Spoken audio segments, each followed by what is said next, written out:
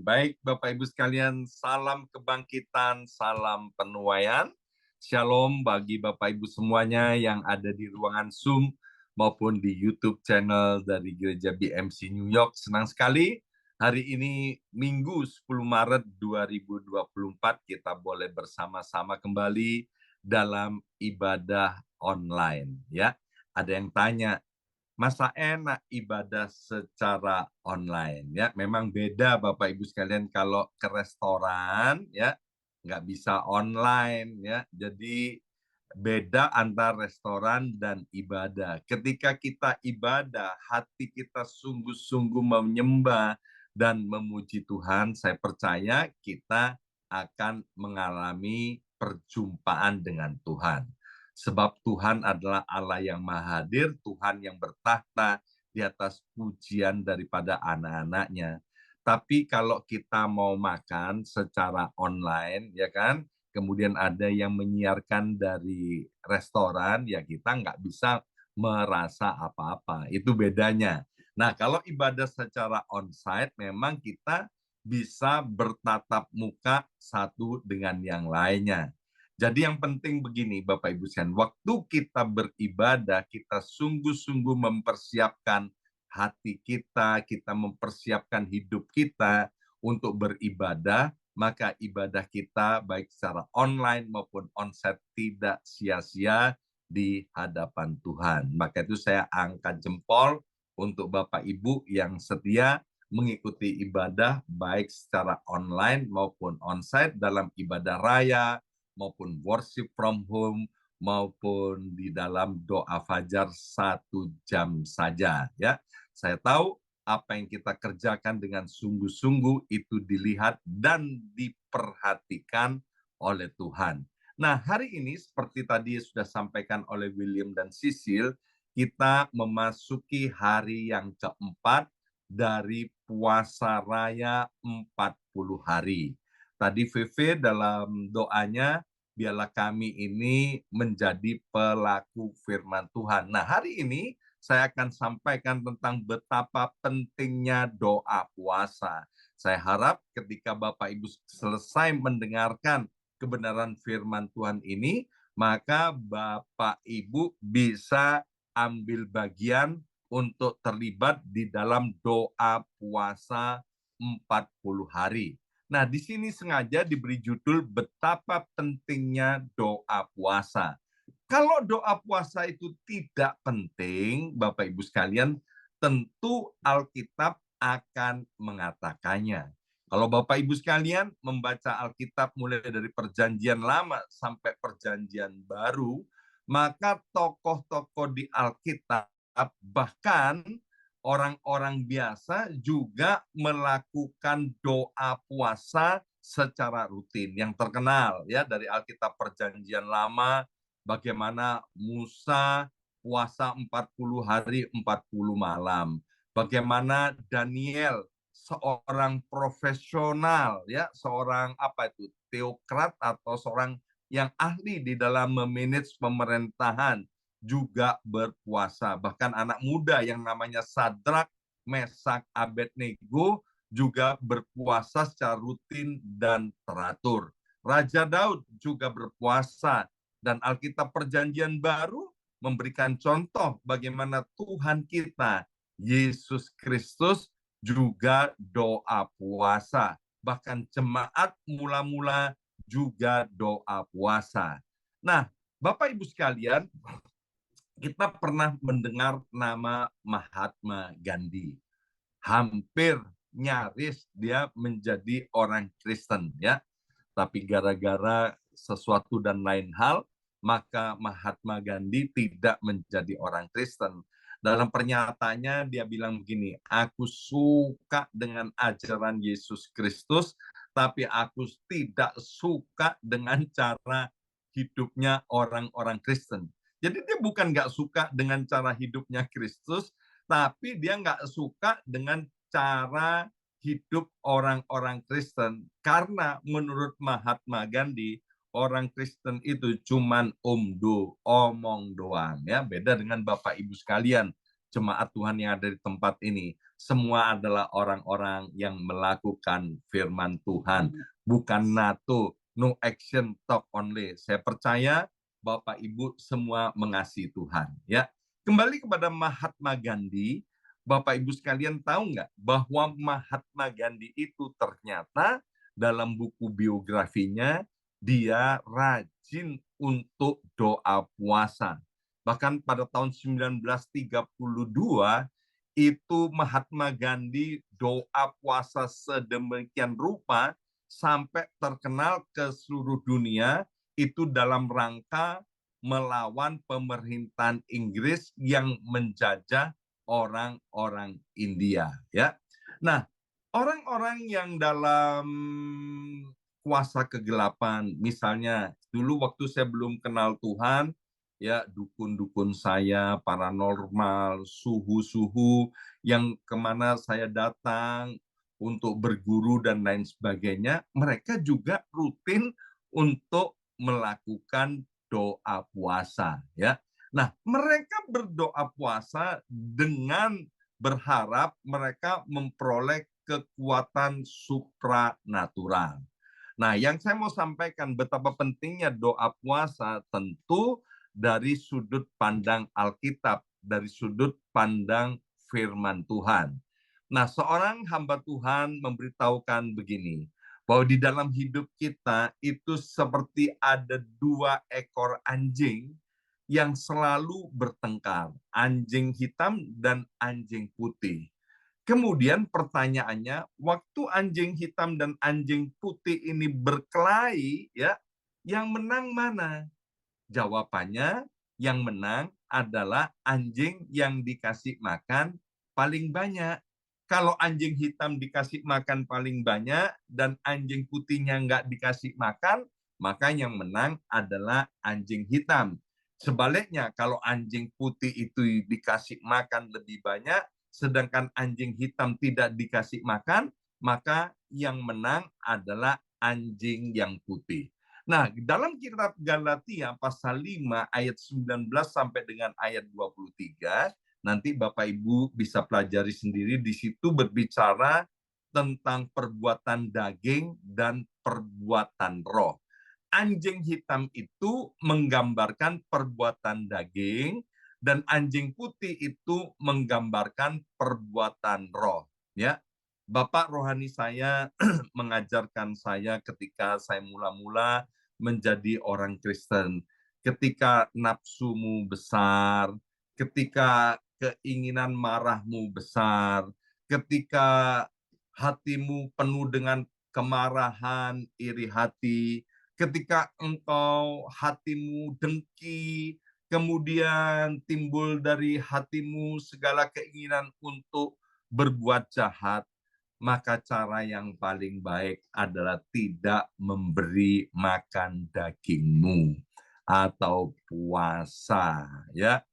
Kalau puasa 1 hari kamu sudah bisa mematikan keinginan dagingmu, itu cukup, ya sudah, cukup berpuasa 1 hari. Tapi kalau keinginan dagingmu masih tetap kuat, ya berpuasalah 2 hari. Kalau 2 hari nggak cukup, 3 hari. 3 hari nggak cukup, bisa seminggu. Seminggu nggak cukup, bisa 40 hari. Kalau 40 hari nggak cukup, kamu bisa puasa 2 bulan, 3 bulan, sampai keinginan dagingmu itu habis. Sehingga ketika kamu doa puasa, justru yang kamu kasih makan itu adalah rohmu. Maka seperti kata Alkitab, yang akan muncul dari hidupmu adalah kasih, sukacita, damai sejahtera, kesabaran, kemurahan, kebaikan, kesetiaan, kelemah lembutan, dan yang lebih penting daripada semuanya itu adalah penguasaan diri. Minggu kemarin luar biasa, saya secara pribadi sangat diberkati dengan apa yang disampaikan oleh Pastor Heski Suja. Ya, beliau sampaikan begini, kita nggak perlu berdoa untuk tuaian, ya. Sebab kalau kita menabur, kita pasti menuai. Yang perlu kita doakan adalah penuainya. Wow, itu membuat saya mind blowing gitu Bapak Ibu sekalian. Saya dapat sesuatu kemudian saya teringat seorang teman saya masih muda, bujangan, itu baiknya luar biasa Bapak Ibu sekalian ya. Dia orangnya baik, aktivis gereja Bapak Ibu sekalian, generousnya, itu saya jarang ketemu orang sebaik ini, Bapak Ibu sekalian. Dia benar-benar generous dan dia ringan tangan, suka menolong. Saya bilang begini, kamu ya, lihat nanti one day kamu akan jadi orang yang hebat, kamu akan jadi orang besar, sebab kamu itu menaburnya luar biasa. Tapi Bapak Ibu sekalian, saya sudah kenal orang ini cukup lama. Hidupnya itu cuman gitu-gitu aja Bapak Ibu sekalian. Tidak tidak mengalami suatu terobosan dan lain sebagainya. Nah, ini yang namanya kita perlu berdoa untuk para penuai. Yang disebut penuai itu bukan hanya teman saya itu, tetapi itu termasuk saya, termasuk Bapak Ibu sekalian. Saya percaya ya Bapak Ibu ini semua orang suka menabur, menabur, dan menabur. Tetapi mungkin kita bertanya-tanya, kita udah nabur, nabur, nabur, kok rasa-rasanya tidak menuai. Beberapa minggu yang lalu saya sampaikan kita berharap banyak, tetapi hasilnya sedikit. Kalau kita pulang membawa banyak, tapi seperti ditaruh di dalam pundi-pundi yang berlobang, sehingga apa yang kita bawa kemudian habis begitu saja. Jadi penting sekali kita berdoa untuk para penuai. Sekali lagi, yang disebut para penuai adalah bukan anak muda itu, bukan hanya anak muda itu saja, kita perlu berdoa untuk dia, tapi kita juga perlu untuk diri kita sendiri, ya. Karena kita ini adalah para penuai. Saya percaya Bapak Ibu sekalian tahun 2024 kita akan menuai yang baik, yang terbaik dari Tuhan, menuai secara besar-besaran. Maka itu di bulan Maret ini kita diajarkan untuk supaya kita mau terlibat di dalam doa puasa. Ya, bersama saya ucapkan doa puasa. 2, 3, doa puasa. Ingat, waktu kita doa puasa ini bukan dipakai sebagai alat transaksi. Sekali lagi, waktu doa puasa bukan sebagai alat transaksi, tapi doa puasa itu sebagai mempererat hubungan kita, komunikasi kita dengan Tuhan. Kalau transaksi kan begini, ada barang, ada uang, ya kan? Gua jual, kamu beli, itu namanya transaksi. Kalau aku melakukan begini, nanti aku dapatnya begini. Kemarin saya melayani seseorang. Saya bilang begini, Alkitab itu bilang di dalam Matius 6 ayat 33, carilah terlebih dahulu kerajaan Allah dan kebenarannya, maka semuanya akan ditambahkan kepadamu. Nah, saya bilang ayat ini jangan disalah tafsirkan, ya. Jadi kita itu harus menomorsatukan Tuhan di atas segala-galanya. Sedangkan segala sesuatunya itu adalah bonus, hadiah, reward daripada Tuhan untuk kita. Supaya apa? Supaya kita tahu apa yang kita kerjakan, kita sungguh-sungguh cari Tuhan itu, Tuhan lihat, Tuhan memperhatikan. Tapi alangkah salahnya kalau kita mencari kerajaan Allah, menomorsatukan Tuhan demi reward itu.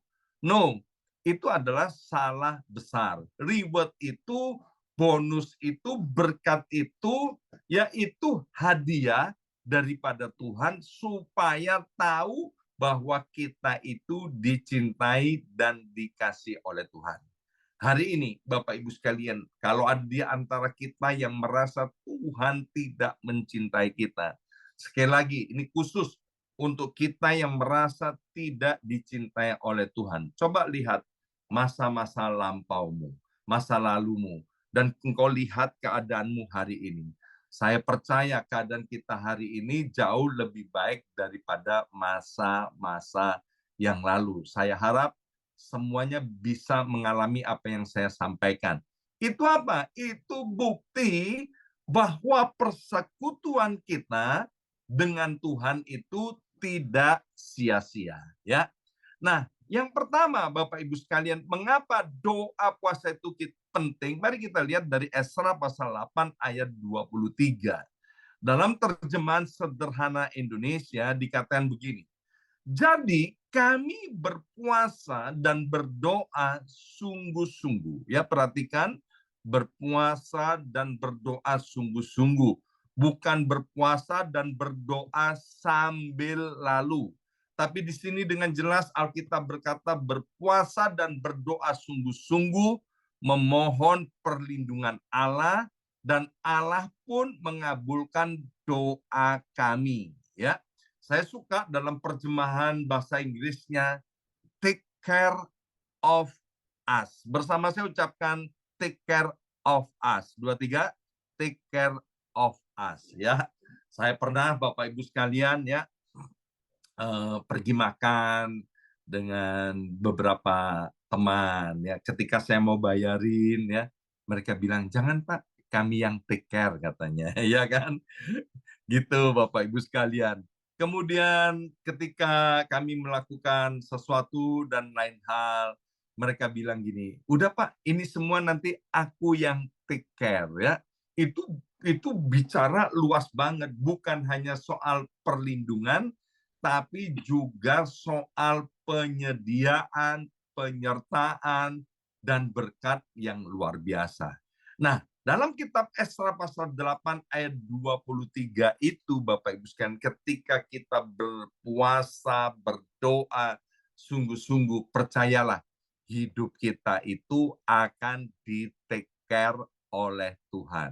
Ya, sekali lagi, Tuhan akan men-take care seluruh kehidupan kita, bahkan keluarga kita, rumah tangga kita, semuanya akan di-take care oleh Tuhan. Itu termasuk apa?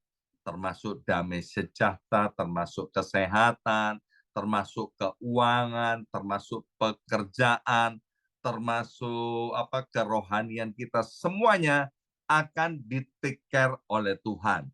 Nah, kitab Esra pasal 8 ini, Bapak Ibu sekalian, ini berbicara tentang orang Israel, bagaimana mereka melakukan perjalanan dari Babel, tempat di mana Tuhan mendisiplin orang Israel ini, mereka melakukan perjalanan pulang ke Yerusalem.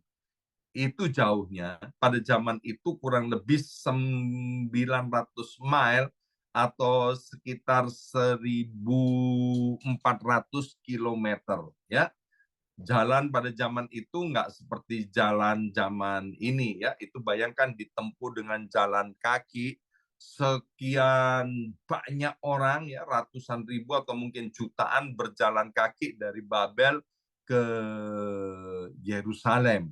Maka itu mereka perlu selain mempersiapkan fisiknya, mereka juga perlu mempersiapkan secara rohani ya. Sebab apa? Di perjalanan banyak hal-hal yang tidak terduga, hal-hal yang bahaya, hal-hal yang bisa mencelakakan mereka itu akan terjadi. Tahun 2024 kita nggak tahu ke depan akan ada apa, Bapak Ibu sekalian ya. Tapi alangkah bijaksananya kalau sedia payung sebelum hujan ya.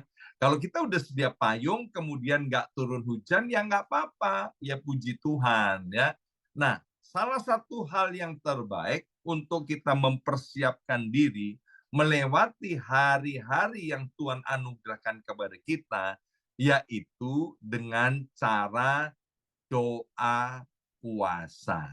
Ya, doa puasa, ada seorang anak muda, dia bilang begini, Pastor, aku mau ambil bagian untuk doa puasa.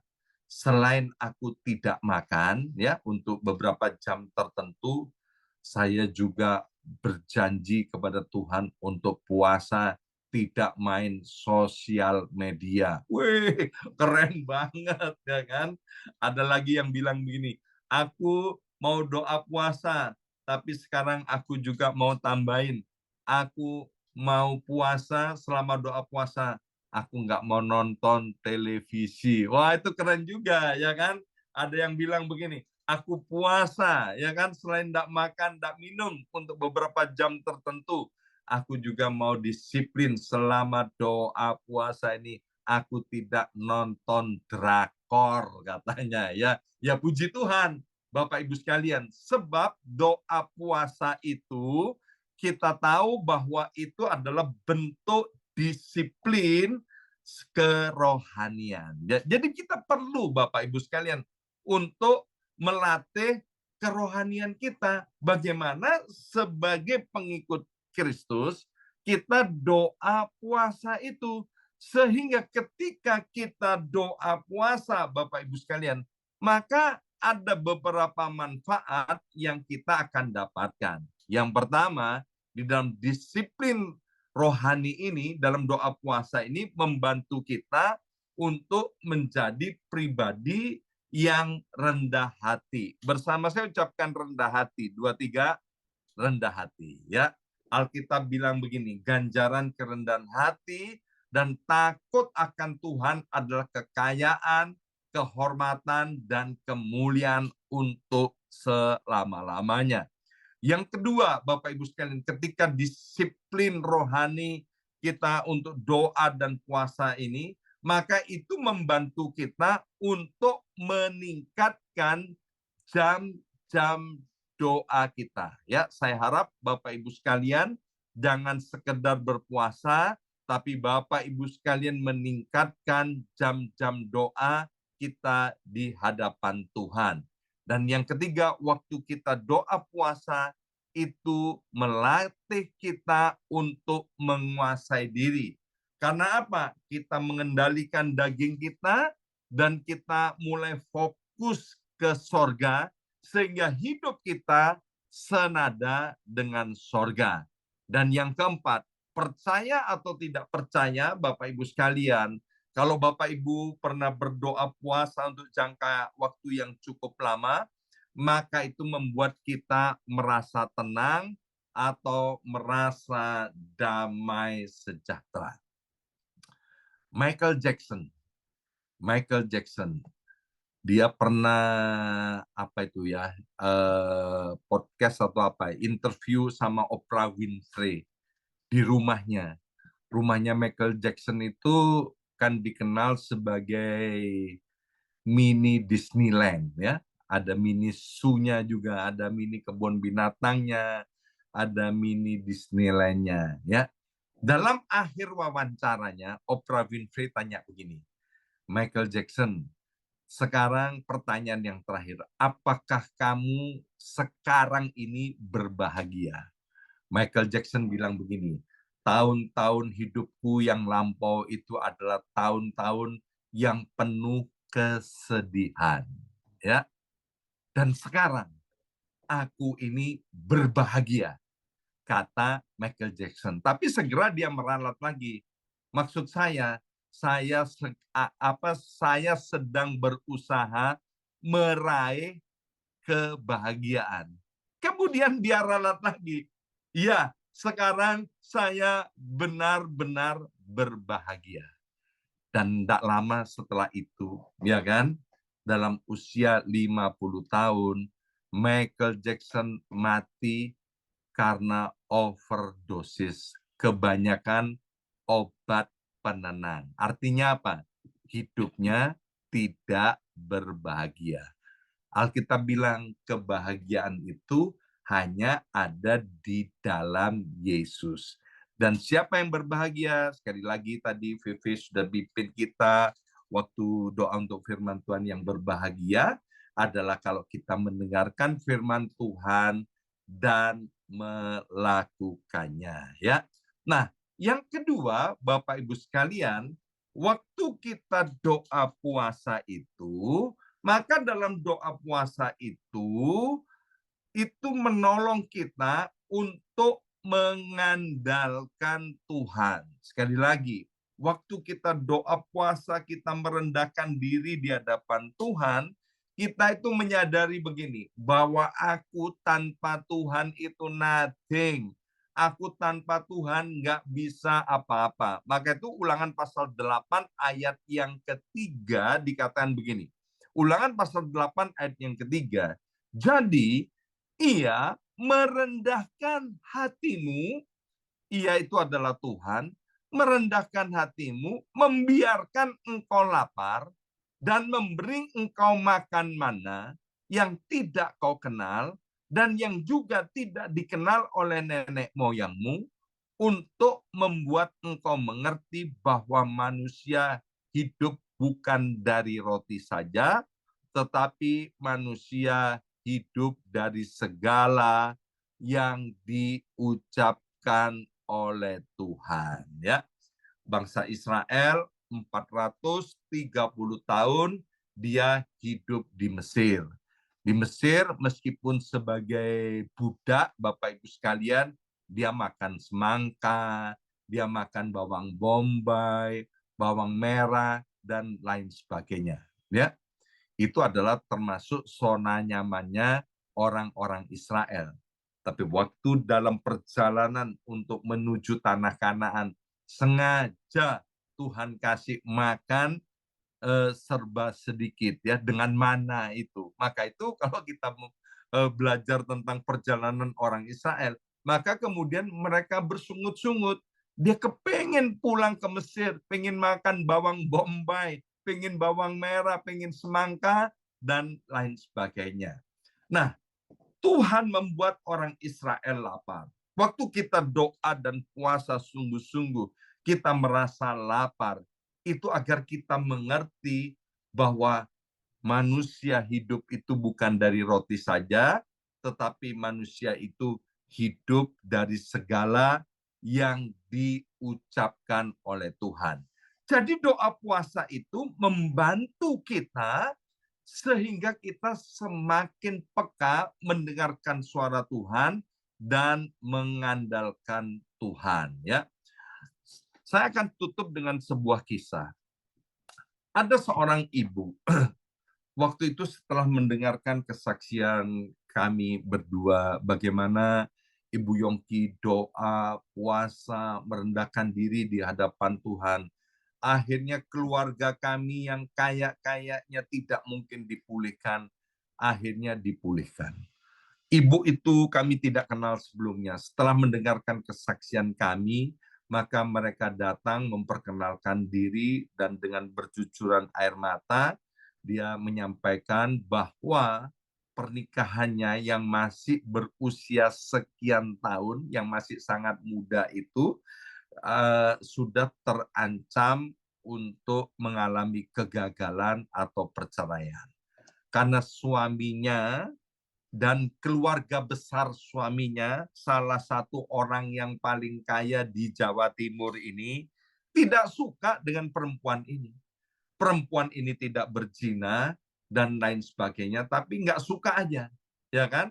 Maka kemudian suami ini dan keluarga besarnya mengajukan untuk gugatan cerai di pengadilan. Makanya direkayasa sedemikian rupa, supirnya dibayarin, ya kan, supir-supir yang lampau tahun-tahun sebelumnya, pembantu rumah tangganya, suster-susternya, semua dibayarin sama suami ini untuk bersaksi bohong, untuk menjerumuskan perempuan ini bahwa perempuan ini adalah istri yang tidak bertanggung jawab, istri yang pemarah, yang suka menganiaya anak-anaknya. Ya, waktu ketemu dengan kami itu sedang menunggu keputusan dari pengadilan. Kemudian saya bilang begini, inilah saatnya kamu mengandalkan Tuhan dengan cara doa dan puasa. Ya, akhirnya Bapak Ibu sekalian, karena waktunya nggak cukup, akhirnya ibu ini doa puasa sedemikian rupa. Singkat cerita, Bapak Ibu sekalian, maka Tuhan bekerja, Tuhan jamah suami ini, Tuhan jamah keluarga besar daripada ibu ini. Sehingga itu yang di pengadilan Bapak Ibu sekalian, yang sudah diajukan tinggal ketok bahwa ini bercerai, ya itu dicabut loh Bapak Ibu sekalian, ya. Dengan kata lain, akhirnya suami istri ini tidak jadi bercerai. Dan hari ini, keluarga ini berbahagia diberkati oleh Tuhan, dan mereka melayani Tuhan. Jadi doa puasa itu merupakan bentuk waktu kita itu mengandalkan Tuhan. Hari ini Bapak Ibu sekalian, mungkin kita sedang letih lesu dan berbeban berat. Kita sedang mengalami suatu masalah yang menurut kita nggak ada jalan keluarnya. Ya, kami sekeluarga itu sering kali doa puasa. Pernah puasa 3 hari 3 malam, nggak makan, nggak minum, itu berkali-kali. Juga puasa-puasa yang lain kami lakukan secara rutin, Bapak Ibu sekalian. Dan di situ waktu kami merendahkan diri, mengandalkan Tuhan, maka ketika mengandalkan Tuhan, orang yang mengandalkan Tuhan tidak akan pernah dipermalukan. Waktu kita mengandalkan Tuhan, maka terjadi pembalian keadaan yang kayaknya tidak mungkin bisa kemudian menjadi kenyataan. Ya, Bapak Ibu, kalau masih ingat dengan peristiwa Daniel dimasukkan ke gua singa, itu yang masukkan kan Raja Darius, ya kan, Raja Darius. Dia udah bikin peraturan bahwa semua orang yang menaikkan doa dan permohonannya kepada dewa atau kepada pribadi selain kepada Raja Darius, maka akan dimasukkan ke gua singa, ya kan? Dan waktu Daniel dimasukkan ke gua singa, Bapak Ibu sekalian, Bapak Ibu sekalian, Raja Darius yang bikin peraturan itu, kata Alkitab, dia doa puasa. Ya kan, saya nggak tahu dia doa puasa ditujukan kepada siapa.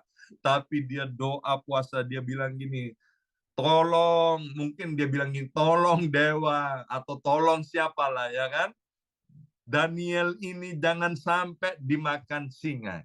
Besok paginya, waktu Raja Darius pergi ke gua singa itu, dia mendapati Daniel aman dan selamat. Bayangkan, orang kafir, orang nggak kenal Tuhan, itu doa puasa, dan doa puasanya didengarkan oleh Tuhan. Lebih-lebih kita yang ada di tempat ini. Amin. Mari kita berdoa.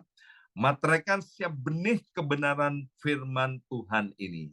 Kami berdoa Bapa, biar setiap anak-anak-Mu yang ambil bagian maupun yang akan ambil bagian dalam doa puasa.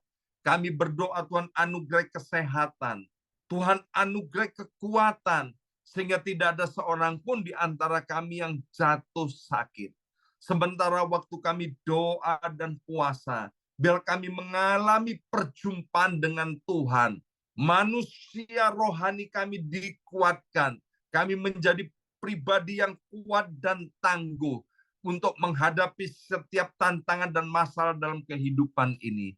Dan kami percaya Tuhan, apa yang dikerjakan oleh anak-anak-Mu ini akan mendapatkan reward daripada Tuhan. Kami doa puasa bukan untuk reward itu, tapi kami doa puasa bentuk komunikasi, bentuk cinta kami kepada Tuhan. Maka itu Bapak, kami berdoa siap anak-anak-Mu yang ambil bagian dalam doa puasa ini benar-benar mengalami Tuhan. Bahkan tahun 2024 setiap kami mengalami tuaian besar-besaran, tuaian yang baik, tuaian di semua area kehidupan kami. Terima kasih Bapak, berkati setiap anak-anak-Mu yang sudah melayani dan mempersembahkan ibadah secara online pada hari ini. Baik sekolah minggu maupun ibadah raya. Kami tahu apa yang dikerjakan tidak pernah sia-sia di hadapan Tuhan.